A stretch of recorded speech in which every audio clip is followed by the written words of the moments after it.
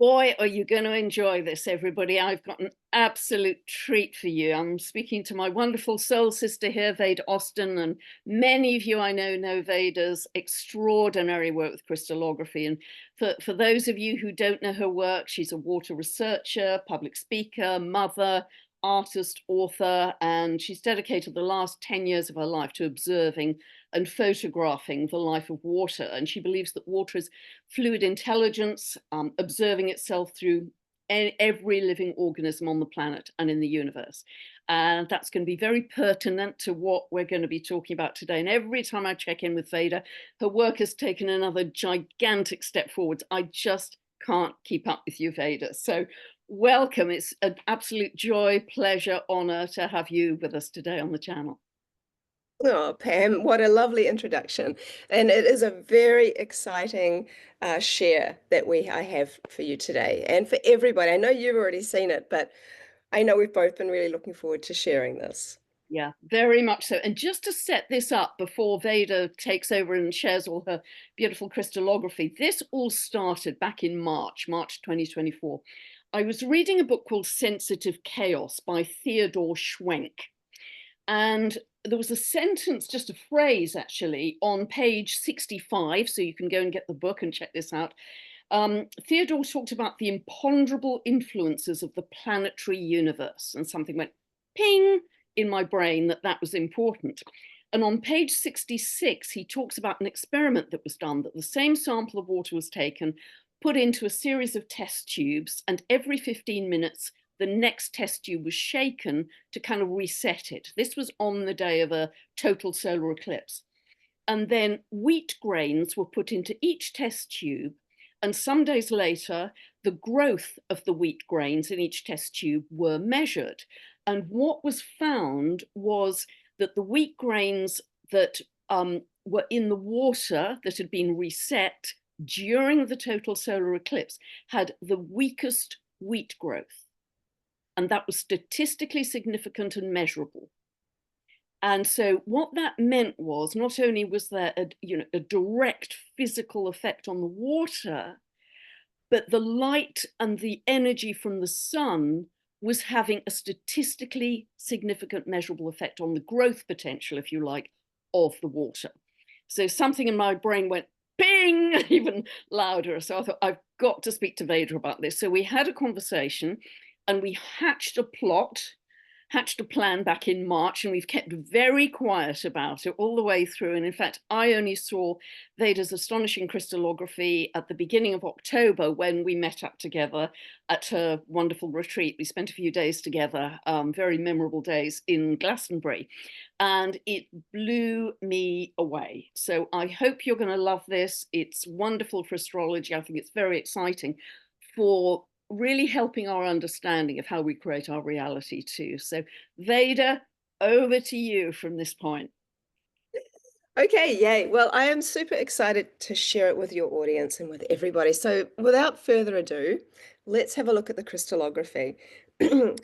Just as a little preface, I know that it's been something of which has been very difficult to find is the physical evidence of astrology. So what Pam did was give me very specific dates and days to put the water outside and leave it outside during either a new moon, a full moon, or an eclipse, or whatever, specific dates, and then do the crystallography. And so that's essentially what I'm doing here, so you know what you're looking at. And we're going to go into detail about each one. So I invite you to just talk with me, Pam, through each and every one. And we're going to start with a really important one. So let's go here. So this is one of the most unusual crystallography that I've ever seen. I would not have ever known that water could design something like this. This is ice. And this was from the solar eclipse. So I was in Texas during this time, and I was able to collect some water and do some crystallography. And so this was out during the actual eclipse, and then frozen. So what we are looking at here is water that has behaved in a way of which I did not know was possible. Now, I think when we bear this in mind, um, something extraordinary happened during the solar eclipse. And so when we are looking, it literally looks, and when I explained it to you first, I said, if you could imagine like a snail trail moving all around the dish, it's almost like that. But when we felt into it, and I kind of suggested, well, it's like kind of like the Aboriginal walkabout, walking along the song lines of the earth. And so there is something extraordinary going on here, whereby I have never, nor could I have imagined this, imagined that water could do this. So something has made the water behave in a way of which, firstly, I didn't think was possible. And secondly, clearly it is possible, but is very, very, very unusual. Now, the solar eclipse, this is the first time I've ever frozen water from a solar eclipse. So I'm very excited to do the next solar eclipse next year to see whether or not we see something very, very similar or something different. I think that's going to be a really telling one, because this is work I'm going to continue to do so that we have a huge amount of evidence to show what's happening from from the universe to the waters. So Yeah. when we look at this, Pam, should we talk about what we've kind of discussed around this particular design? Yes, absolutely. Because I think it was you, Veda, who felt it was possibly connected to Aboriginal art. It looks reminiscent of that. And interestingly enough, this total solar eclipse that was at 19 degrees of Aries was in very tight sextile to a dwarf planet called Altjira, Altjira. And that is very linked to Aboriginal culture, art, etc. Altjira was at 18 degrees of Gemini. This total solar eclipse was at 19 degrees of Aries. So we've got that. I mean, this is a total experiment. You know, we didn't know what to expect from any of this crystallography. The other thing that may be worth considering is there was a comet on the day of the total solar eclipse called the Pons Brooks. And comets bring a lot of information from far galaxies. So whether this was seeding, the comet was seeding new information into our consciousness that day, that's entirely possible that may be reflected in the crystallography. So I don't know how you feel about that, Veda, intuitively, but there's something very unusual going on here for sure. Well, I don't think we can ignore it. The fact that they were, you know, both the one that's related to Aboriginal um, art, as well as probably their spiritual beliefs, as well as a comet happening at the same time as the solar eclipse. We can't take that out of the equation. They're all together. But interestingly, even if you look at it from a completely different perspective, from from what you just talked about with Theodore Schwenk, and that there being a weakness in the wheat when the solar eclipse happened. Well, it could also be seen from another perspective, is that the water is not getting that light, therefore it's also behaving, it's forced to behave in a completely different way. So it could also be that water is behaving in a way of which we don't see it. People always ask me the question, you know, what happens when water is void of light? Well, there's always infrared light, I say, you know, and when I open the freezer, you know, there's a little bit of light that goes on in the freezer. So there's that. But there's something extraordinary here. And I really can't wait to see what happens for next year, to see if it's anything similar. But on a spiritual level, if I'm just going off that, I feel that there is a tie with the Aboriginal walkabout. And I think the walkabout is also art on the ground. You know, where we place our feet, where we walk on the ground is creating a pattern. And we never think about that. So often we're walking and, straight to work and straight to here. But actually, there's usually curves, there's usually things. But when you're walking in the forest, in nature, you're walking around trees, you're walking through and around what nature offers. So there is a pattern and rhythm. So there's something special. Yeah, All and right. with the symbolism of Algira, um, is the belief that dream time is more real than our 3D reality, that everything is created originally in dream time and then manifests down to our 3D reality. So there's something about potentiality here of manifestation, I think. Oh, absolutely. I mean, we could possibly talk about this for the entire hour. Yes, yes, yes. I I don't. realize your time is limited, so yes, there's so much to look at here too. But there is, and when I also think about it as, when we think about a soul's path, it's easy to think that the path might look a certain way, but it can also represent that the varied path of the turns and moves of the soul. There's all many, many ways we could potentially look at it. Okay, let's move on. So this was an interesting one. Again, water behaving in an unusual way. So this is when there were all the big auroras were starting to come out, the first time we started to see them when we got them here in New Zealand. So, and I know they were all around the world. So just kind of looks very sun-like. And what is the little ice crystals are very unusual as well. So, this year we have been seeing within crystallography water behaving in a new way. Right. So I've been working prolifically, as you know, for the last 10 years, freezing multiple times a day. So I know, and with a body, well over 50,000 photos. So I've seen water show up in so many ways. But when I tell you that something is unusual, I really, really mean it. So this is quite an unusual way for ice crystals to show up. Yeah. And we're at the peak of solar cycle 25, and that the sun has been super active. So maybe that's why you're seeing this in the crystallography as well. That will continue through next year too. Yeah. So I also did controls, which once I really started getting into our work together, I thought, well, it would be very, very helpful if we want to be taken seriously that we have controls. So once I got back to New Zealand, because I traveled quite a bit, and I knew I had the time and space. I'm like, okay, let's start with some controls. And now I'm using rainwater. The reason I use rainwater is one, first, it's practical. Rainwater is what comes out of my tap. We have collected rainwater in our tanks, and it comes through one pipe into our tap. So rainwater has a signature pattern, which means that you can identify it in a very specific way.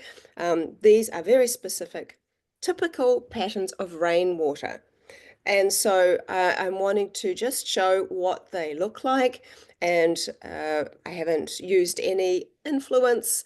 I have a gift, and I've been talking about this a lot over the last couple of months, of neutrality, which I think would be too long a conversation to really get into as to how that's developed.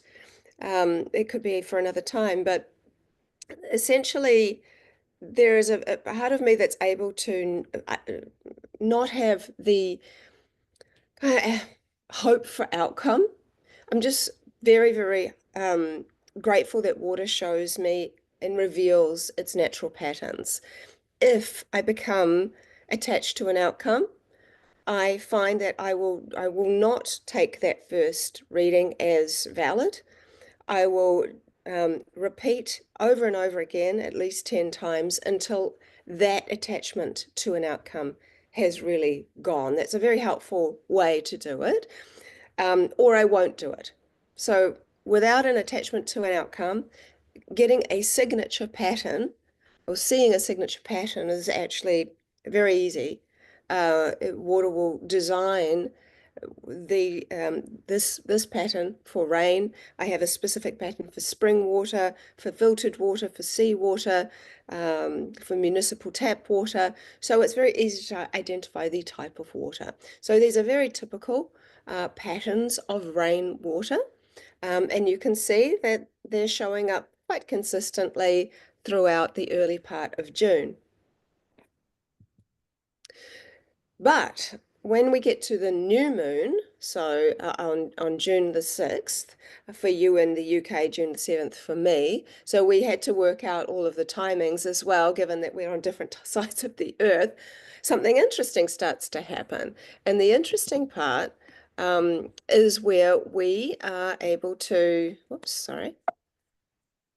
I was trying to move a thing so I could see it, what I'm reading. Let me just see, there we go. We're seeing circles. We see lots of circles, and we might see over here two circles touching like this, and two circles touching like this, and two circles touching like this. Now, those two circles that touch are a hydroglyph. Now, a hydroglyph, and there's some more here. Hydroglyphs are just a word that I call symbols that I've seen in ice show up using a written word influence. And if I have seen that same symbol show up in the ice at least 50 times using the same word influence, that same word in different languages, then I have one hydroglyph. So essentially, this is a repeatable symbol in ice, and I am using written words as my influence. So this has given us a language of symbols, of which is kind of a universal language in many, many ways. And I can explain that further into the talk. But what we need to know here is that when two circles touch, that is a hydroglyph with the meaning of conception. Now, when you see lots of circles all together, that also means multiple. So here, what we're seeing is multiple conception. So this is a different formation. Now, there's a circle all the way over here that's on its own. When a circle is all on its own like this, that is complete. So we have completed multiple conceptions. So I want to bring attention to this because this is important. Now I'm going to talk about why it's so important as we go through. So I want to continue on. I did not see these in any of the other rain samples that I used, and this is rain. So going forward, I'm using rainwater. Okay, now we're coming in after June. Okay, now it's going back to the typical patterns that I see in rainwater. So these are all your control days, these non-lunation days, Veda. Correct. Yeah. Okay, I'm continuing on. Now, you're starting to see very typical patterns showing up. However, we get to June 20th and we see there is a bit of an opening happening here. So that's a little bit of something different. And then we get to June 21st. So the day before, there was an opening. Now, June 21st, here we have, this year has been remarkable for crystallography because and I'm just going to probably say this too many times, but water is behaving in entirely different ways. This was on the winter solstice.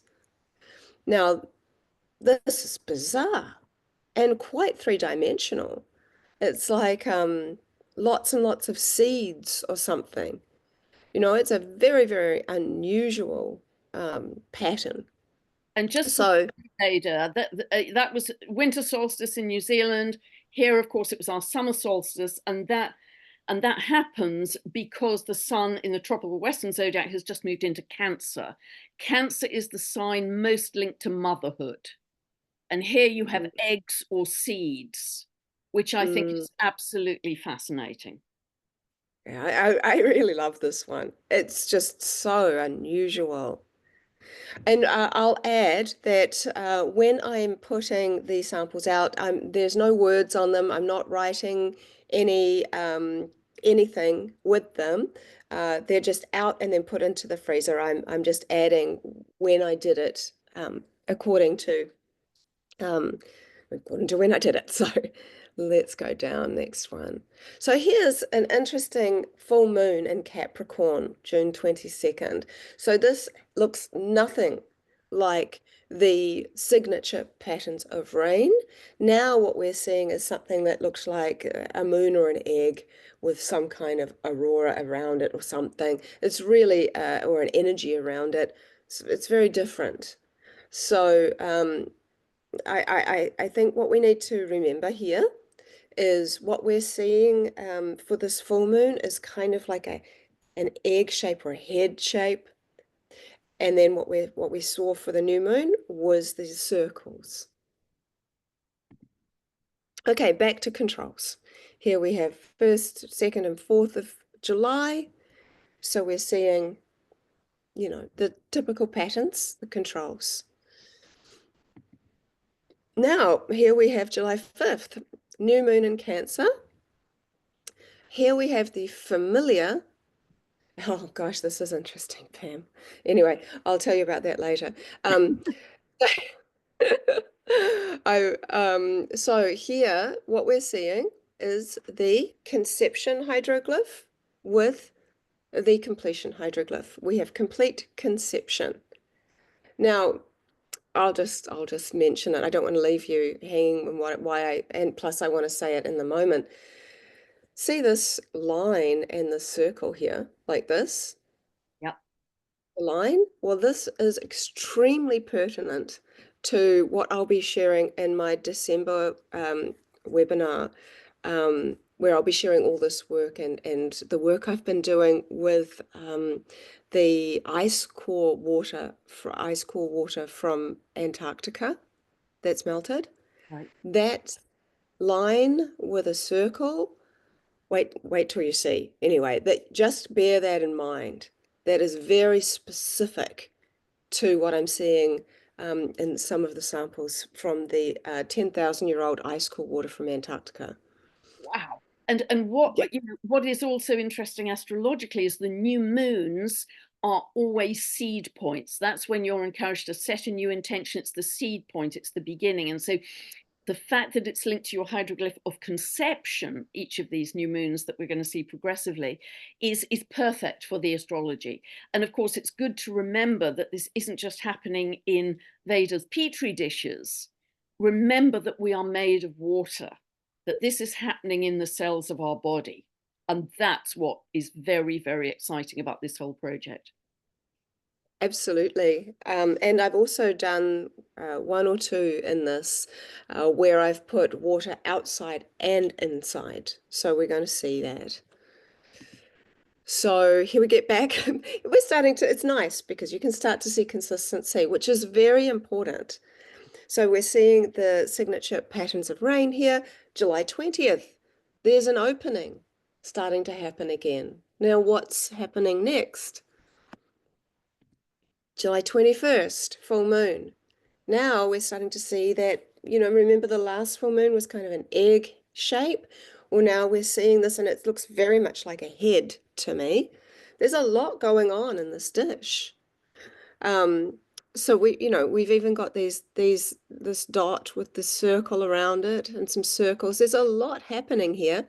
And on the outside, there's some little signature patterns that look a bit like the rain, but the inside has completely transformed to what looks like a head. So very unusual and interesting for this one, but consistent with the full moon from last time. This was this was the one that I left inside on the same night. And what we're seeing is very, very similar. And this is important too, and I'll continue to do this, is we are seeing a complete change in crystallography from the signature pattern of rain, whether it is outside or whether it is inside.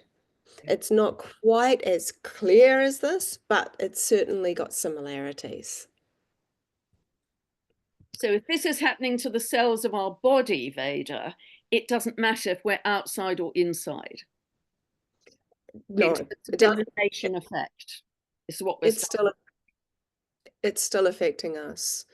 I think that we'll look here on the August the 4th. This is again another new moon. Now we're starting to see this pattern emerging.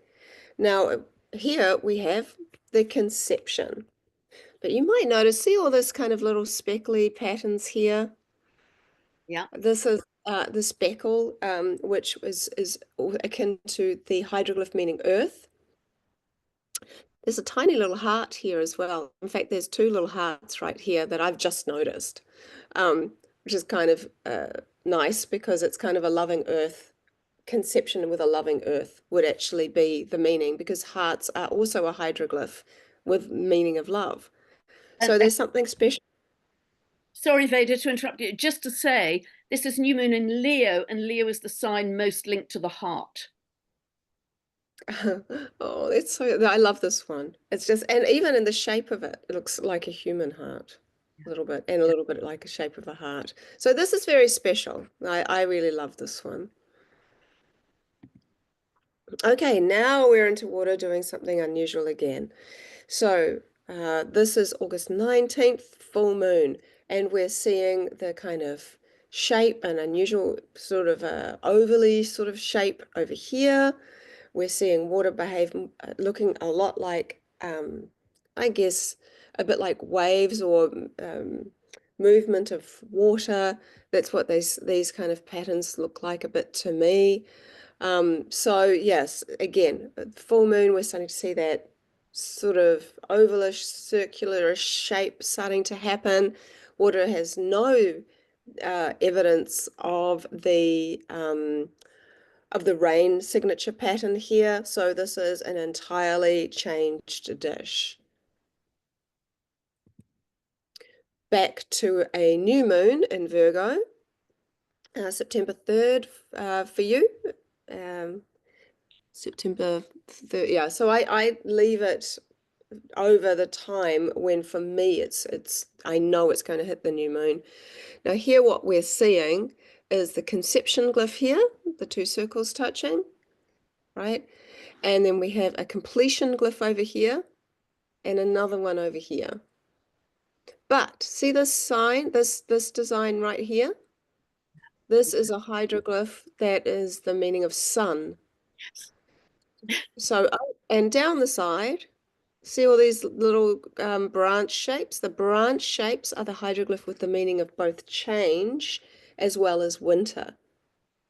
So it's changing sun and complete conception, essentially. Now, I'm saying the words that I know it relates to. I think understanding how to read hieroglyphs requires someone to not think in a really linear way. What we're looking at with hieroglyphs is that they have picked up the energy that comes from a word and changed that or reverse engineered it back to some kind of living principle. Now, what I would say would be the more proper way to potentially read this would be the energy of change is in conversation with the energy of sun, and the energy of sun is in conversation with the energy of complete, and the energy of complete is in conversation with the energy of conception. So there, everything is in relationship with everything. So in a similar way, I could say, here's my pencil, and nobody's very excited. But if I say, this is the energy of my pencil, we have to approach it differently. So the way in which we even read hieroglyphs is important going forward in a broader, more loving way of understanding symbols. So I think that's what I'll say about that part anyway, Pam. But I'd love for you to talk on this one. Yeah, absolutely. What struck me as well, Veda, in addition to all the lovely points you've made, is that again, in the tropical Western zodiac, Virgo, the sign, is connected to linearity and logic and being very methodical and very organized. And here, you've got straight lines, and people with Virgo emphasis are excellent at bringing order out of chaos.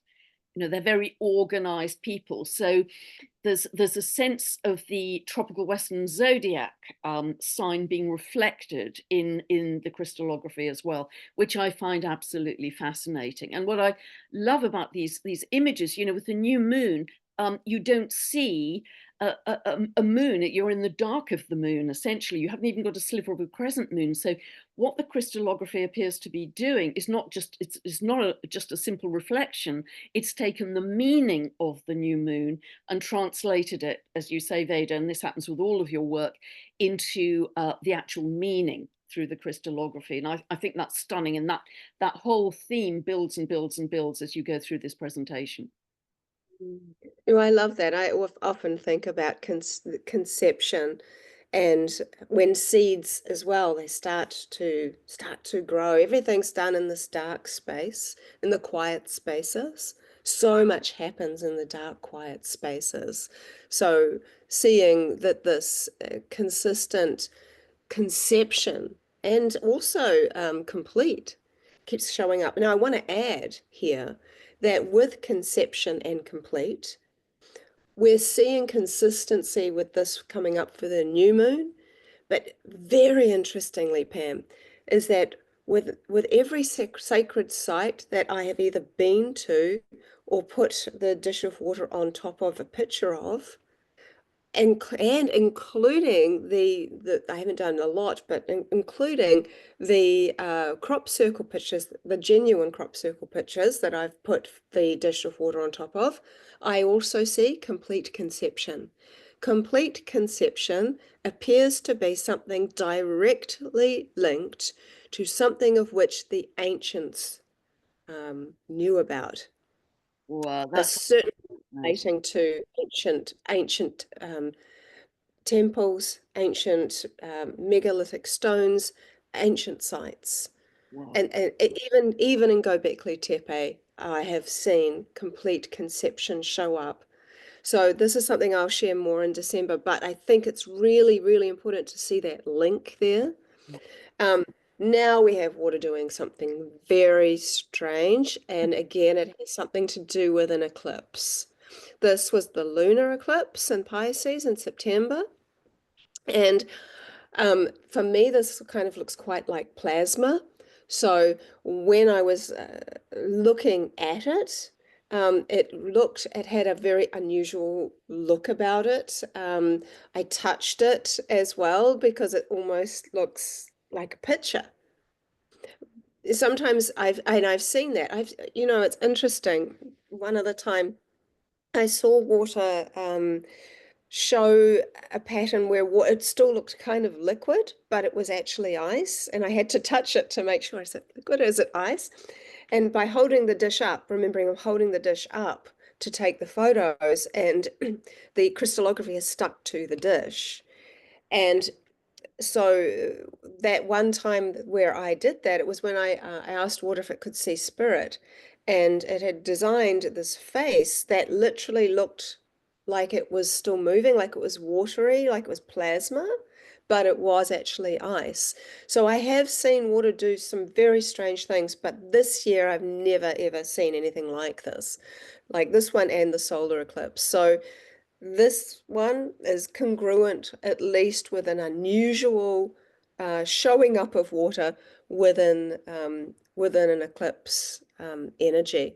Yeah, and So just some to take it back to the astrology as well, Veda, again, tropical Western zodiac. This is in Pisces. This lunar eclipse, you might remember, listeners, was conjunct Neptune as well. Neptune is the ruler of Pisces, and both Neptune and Pisces dissolve. They're to do with the amorphous. They're to do with the ethereal. So this crystallography so reflects the archetype of both Neptune and the sign Pisces. It's exquisite. It's just dissolution. It's plasma. yeah, I love that. And I do notice there's a kind of an eye shape in here as well. Yeah. That's the one little thing I see, but I love that around the dissolution. That is what this reminds me of, like an absorption. Oops. Okay, let's move on. Back to the rain. Okay, so you'll see here a consistency of pattern. The only thing, and this was really recent, this is when I got back, like I literally got back on October the 26th from my book tour of Europe and England. So I got straight back into it. Um, so here we have the typical patterns of rain. Only in thing, October the 30th, something's kind of a little bit showing up here, a little bit of an unusual pattern here. It's kind of cool. Um, and I need to refresh this one. Why did it do that? I might need to refresh it. It's okay. It's basically an enlarged photo of this one. Now here we have the conception. Yeah. Here we have the completion. We have another conception down here. And this one looks very much like an embryo. Now, this is very interesting to me because embryos, they don't show up every day. And in this picture, actually, it was even a slightly clearer one. I could try and just, maybe it's on my screensaver. I could try and find it. Anyway, maybe I can, what can I do?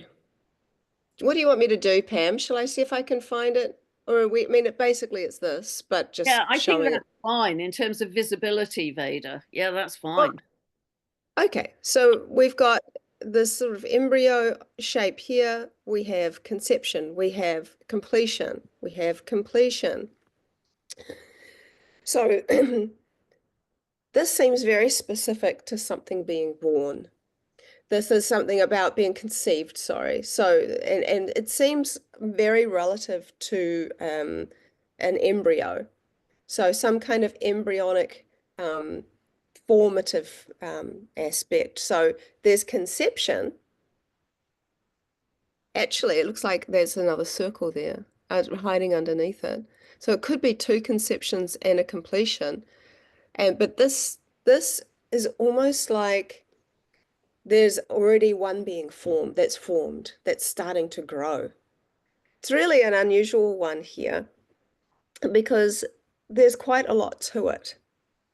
So we're seeing consistency of the new moon with the conception, but I don't know what exactly the embryo shape is there. And I call it an embryo because I have seen shapes quite similar to this over the last 10 years show up around the word embryo when someone's pregnant. So these kinds of things. So very interesting.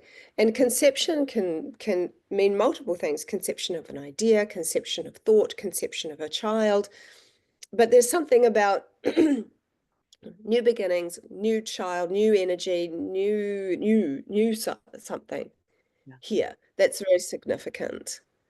So and it's complete, like the completion is there again. So we have complete conception, and I think this is just more likely to be a completion glyph, and complete embryo. So don't know exactly what that is meaning, but there's something very important there. That's a little different than the others. This is not something we see every day. However, I have seen it at Göbekli Tepe Wow. for the crystallography. So that's important. Okay, back to the ones I've been doing very recently, back to rain. And you can see we've had some very nice days here. Now, I think when we go through, we're looking at these new moons. So I think I put that other one. No, it's the same. Okay, so here we see all the new moons that I've done so far for 2024. Yeah. Remembering here we have multiple conception. Here we have complete conception. This is earth and conception, or conception of earth, loving earth. Remember the hearts were in there. Now over here we have the sun, we have changing, we have complete, we have the conception, and we have another completion. So we have the, I think, was changing sun and complete conception. So very interesting. And then we have, again, conception, complete, and we have an embryo in this one. Yeah, I think it's absolutely fascinating, Veda, that you've got such consistency of the hydroglyphs appearing with the new moons. And yet, in some of them, you're also getting a reflection or a signature of the tropical Western zodiac sign for the signs that they're falling in, like Leo connected to the heart, the Cancer solstice connected to fertility, eggs, seeds, etc. And so it's that's remarkable. And also, as you're pointing out, it's the difference between the control days and then radically different crystallography as we get into either new moons or full moons. Absolutely. So here we have looking at all the full moons and then an eclipse and how different this. It's interesting to me because it's almost like this one is behaving really strange, and then it goes into full like meltdown for that eclipse. Now, this is the solar and lunar eclipse side by side, so we can have another look.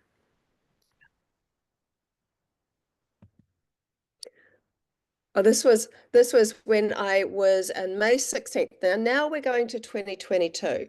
This was when I was filming the blood moon and I did some crystallography. Now, when I was in where I was living in 2022, I was in a place called Hallandale, which was between LA and Las Vegas with my husband Ryan. And so we were living there and we were using a different water. So I want to add that in so that we know going forward, I'm only going to consistently use rainwater. So bearing that in mind, that I had done some crystallography before we had talked back in 2022. So now different patterns for full moons, which is interesting. So here we've got May 16th full moon, and we're seeing this eye with all these emanations coming out of it. And this was left out only during the eclipse time, which was easier for me because it was a time where I was able to just put it out and bring it in. So quite a different pattern. Very interesting. Now let's keep going with this. This is the full moon in Cancer. 2022. We're seeing this eye and the emanations coming out again. So we're now starting to see a consistency of pattern for 2022 for full moons. Again, full moon. Very, this is very pretty, very woven is what I would say for this one in March. And here they all are, and here's the difference for the one that is where there was only exposed to the eclipse time. So we're seeing consistency of pattern for the full moon, and a strange thing happened for the eclipse. So this is important because it's almost as if, and again, it could be that I'm using different water. I don't want to say any other way. However, we are seeing consistency of pattern for these full moons, and again, a change with the eclipse. It's almost like the energy of 2022 has its own pattern for the full moon, whereas the energy of 2024 has its own pattern. When 2025 hits around, let's see if we're seeing the same patterns show up for the full moon. Now, let's see, did I do any for the new moon in 2022? I don't think I did. But here we're seeing the full moons from 2022 and 2024. Now, what's interesting is that the full moon still here is still centered around a kind of a shape, a circular type of shape. Now, these are just expanded and bigger in 2024. And we see that here are the eclipses behaving very unusually. So we see consistency within the eclipses and consistency of full moon shapes for 2022 and slightly different but consistent for 2024. And I think that's really interesting. Like I said, again, I was using reverse osmosis. That's all we had at the house. So it could be different waters.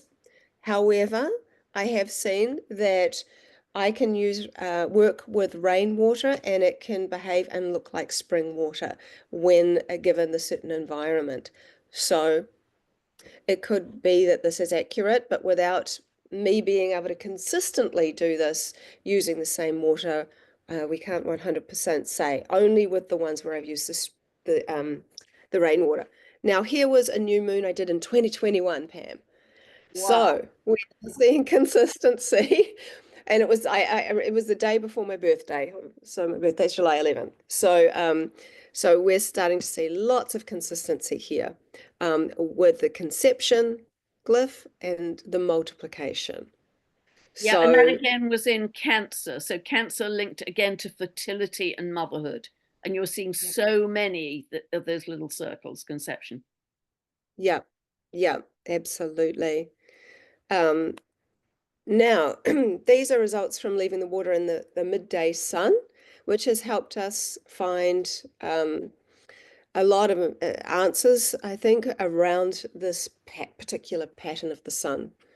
So when I used the word sun in English and various languages, this is the symbol that I see.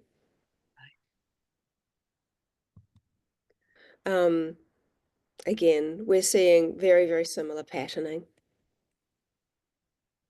It's so consistent, Veda. It's just magnificent. And how sometimes you get a kind of almost a reflection of what you'd expect. You know, these are in the shape of a sun, and yet other times water takes its own intelligence to give you the meaning. Exactly. So it's just really nice to see that the sun is showing such consistency there. And then I added this in because I used recorded the sounds coming from the moon. Um, and played it to the water. And it's like, this is to me like the side of the moon. And there's all these very unusual and really cool patterns on it. And that is that. Well, I think it's just absolutely fascinating. I mean, I was in Glastonbury, as you know, I was jumping up and down and blowing fuses at the excitement because you are very rigorous, Veda, in your scientific method, and the fact that you're getting such clear consistency, you know, non-lunation control days, consistent, and then new moons all consistent, full moons all consistent, eclipses off the scale, you know, Yeah. so different from anything else. And so as we build the work, and I can continually feed you the lunation dates for next year, it will be fascinating to see where this goes, because the energy on the earth is changing very rapidly. We know that we have more light on the earth than we've ever had before. We're getting a lot more cosmic energy. We're at the peak of solar cycle 25. That's going to continue into next year as well. And I had a fascinating conversation with Richard Rudd, author of The Gene Keys, yesterday. And the fact that we are in a completely unique period in history that's really the ignition point for the quantum jump in the evolution of humanity. In fact, it isn't even an evolution, it's the quantum jump, it's the revolution in what's going to happen for humanity. And so much is changing in a way that we've never ever experienced it before, so we haven't got the past to compare to. But your work, your crystallography, will be very insightful, I think, to what's happening energetically for us as well. And you know, this, you must have got a terrific reception as you went around your trip to this kind of work after you'd shared it with me, because it really does give validation to something physical, simple, and direct that we can, you know, we can see that's happening with the lunations and the solstices and the equinoxes. It's very, you know, it's unequivocal. You can't argue with it. And the more data you build, the clearer that's going to become. But remember, everybody, this is happening to every single cell in your body because we are made of water, as Veda so often reminds us. It isn't just in her petri dishes. And you can do this at home. Veda's been generous enough to share free crystallography workshops from time to time. So you can literally do this for yourself, test this for yourself at home. And then we can build a really big bank of data and see where this leads us. But I think it's going to teach us so much about astrology, about our connection to the cosmos, about our interrelatedness with all living bodies. And I actually think that planets are actually probability waves of consciousness, and we're going to learn a lot about how we connect to those in it's a very simple visual way that you're showing us, and that's what's so exciting. It's very hard to argue with. And so, I just thank you from the bottom of my heart for having hatched this plan together, and off you went so diligently over the last 7 months to develop this, because I think it's super important for where we're going as humanity. It's been really helpful for me as well personally, doing the work, because I spoke at the water conference in Portugal this year, and one of the scientists there was talking about work that they've done, so very, very scientifically, which shows that the surface tension of water changes during a solar eclipse. And so when we start seeing consistency, that through my work, through his work, through other people's work, that's a very important piece. All the little things, they become something very big. They start to tell a story of that we are all bodies of water. And I've started to say this, that by molecular count, we're 99% water, but that means that in other terms, there are more water molecules in our bodies than all of the stars in the perceivable universe. And yet we're only taught about the hydrological system. And so the fact that we're still learning so much about water, and that I don't think we truly know what it is, means we have such a huge amount of potential to step into what we and who we really, really are. And I think this is a wonderful time to be alive. And I know there's a lot going on around us, but what's going on inside of us is what we experience the most. It's and just knowing and seeing how connected we are to the heavenly bodies, Yeah. and how this water is showing us all of these symbols, all of these answers in such a beautiful, profound, and simple way. I think truth is simple. It's not complicated. And what we're seeing here are simple truths, of which I think that people are craving and needing right now more than ever before. Yeah, and whether you're indoors or outdoors, as your crystallography has demonstrated, it makes no difference. We can't hide from what's happening with the sun and the moon, and we can build a greater bank of data. But what is also fascinating, when we were in Glastonbury together, and it was the day of the solar eclipse, I remember, at 10 degrees of Libra, and we were doing an experiment in the workshop where we were agitating water and then quickly taking a photograph of the surface of the water. And what emerged in the photograph, and it was you who mentioned it, Veda, was this looks like light language, because there were kind of squiggles or worms, wiggles of light. And what was remarkable was at that solar eclipse, which was at 10 degrees of Libra, it was directly to the degree in aspect to a dwarf planet called Selassie. And Selassie is mermaid energy. She's linked to the photonic, shimmering moonlight, sunlight on the sea. But I feel increasingly she's linked to light language. And she was exact at 10 degrees of Aries opposite the solar eclipse on that very day when we were doing that photography with the water. And that was kind of blowing my mind as well. So it'll be very interesting to see if we put Selassie, the dwarf planet, in people's natal charts or observed by transit. Are those the times when those people start spontaneously to speak light language? I think there's a whole area there for us. I am so glad you brought that up, Pam, because the technique that Pam's talking about was separate to my freezing method, where I taught both. And this was something I learned from a man called Hans Kennis. He's in Amsterdam. And essentially, all you need to do is get a stainless steel bowl, put water in it, put it under a light source, agitate it, and take photos, and then go through the frame of the live photo. And what you see is remarkable.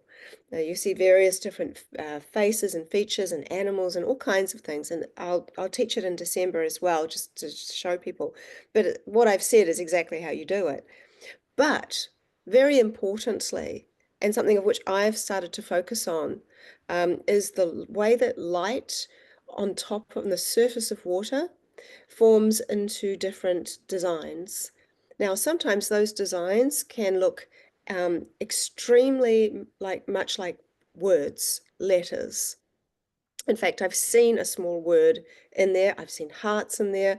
I've seen different designs. One of them that I got when we were together was a dolphin.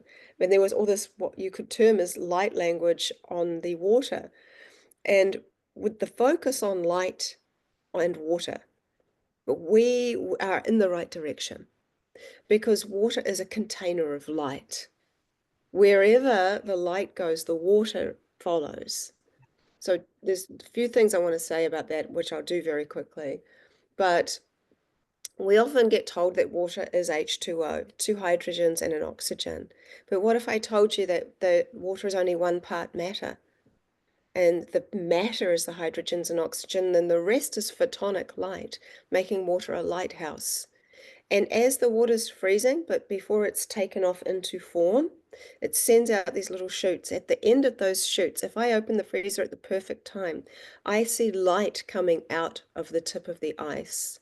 And I think it is light that paves the way for the deformative design of the ice.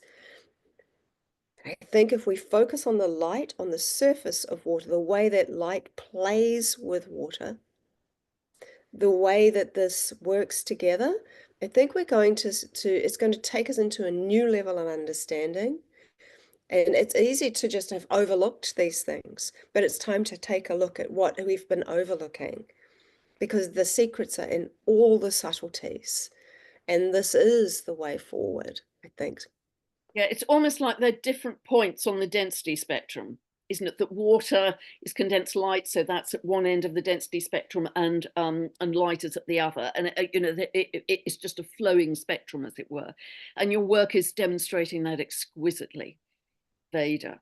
This is just so exciting. I think it's just the beginning of a whole new understanding that will help us as we move into new Earth, into the new human, a new biology. I think it's going to give us insights in a way that no other modality is at the moment because you have such a unique voice in this. Your work is so absolutely unique in what you're producing, and so rigorous in its scientific method, and just absolutely exquisite. So I just have to so congratulate you and thank you from the bottom of my heart for hatching this idea with me back in March, and what it's leading to. Well, thank you, Pam. I mean, it's been so much fun, I have to say, and doing this with you has just been wonderful. So yeah, I will continue on and we will, keep updating everybody as we go along. And you're going to share this, I know, in your December webinar that's coming up. And if anyone wants to join that, they can easily do so on Veda's website, vedaaustin.com. And you're just going to keep on rolling with this, I think. So is there anything else you'd like to share about this, Veda, before we move on? I know you've got a lot coming next year. I think you're visiting the Egyptian pyramids next year as well, sacred sites. Anything else you'd like to share about this project, or your ideas for next year? Oh gosh, well, there's so much going on next year. I'm planning on writing another book. I know I've just finished the one I've just done, The Living Language of Water, but I am going to lots of sacred sites because I want to write a book called Water and the Ancient Mysteries, and I'll take 2026 to do that. But I do have this webinar, which will be one of the only webinars I have for quite some time because I'm traveling so much next year. But I do have Lydia, a lady, I haven't added her in yet to the featured people on the website, but I will be in the next day. And she has a focus on the archaeology and the architecture of ancient temples and their functionalities. So she's a fascinating lady. I think you'd be really interested in learning more about her. She's wonderful. And so we have amazing speakers, but I'm super excited to share the crystallography that I'm still working with. I'll be working with up until that date, but I already have done quite a lot with it around the ice core water from Antarctica. And there is an interesting Egypt connection. I want to just leave it at that. Um, Wow. Wow. On a cliff edge, we're on a precipice there. yeah. Yes. Um, I'm doing uh, some um, some teaching in France, also with Ubiquity University, as and that's in July, um, and and hopefully I'll get to England again then. So lots and lots of stuff. Egypt twice next year. My American book tour in May, and yeah, lots going on. Australia, New Zealand, February and March. Boy, that's a packed schedule. I can, as I say, every time I check in with you, you've gone over another jump, and I'm just trying to kind of hang on to your coattails with comprehension with all that you're sharing. But you are such an incredible contributor, unique contributor to humanity right now and to our understanding of consciousness, Veda. And I just want to thank you from the bottom of my heart, and I can hear all the listeners really echoing that and sending you just so much love for your consistency, your integrity, your high principle, your insights, and your work is just absolutely beautiful and will be a legacy for humanity. So thank you so much. I know you're a busy person, and you're going to be off to the States, I think, very soon next week. So on another project. So yeah, hard to keep up with you, but just thank you so much for your time in sharing this, because I think people will absolutely love it. And yeah, big hugs, big cyber hugs from England over to you in New Zealand. Thank you so much. I miss you, Pam. See you soon, I hope. Lots of love to everyone out there too. Bye for now.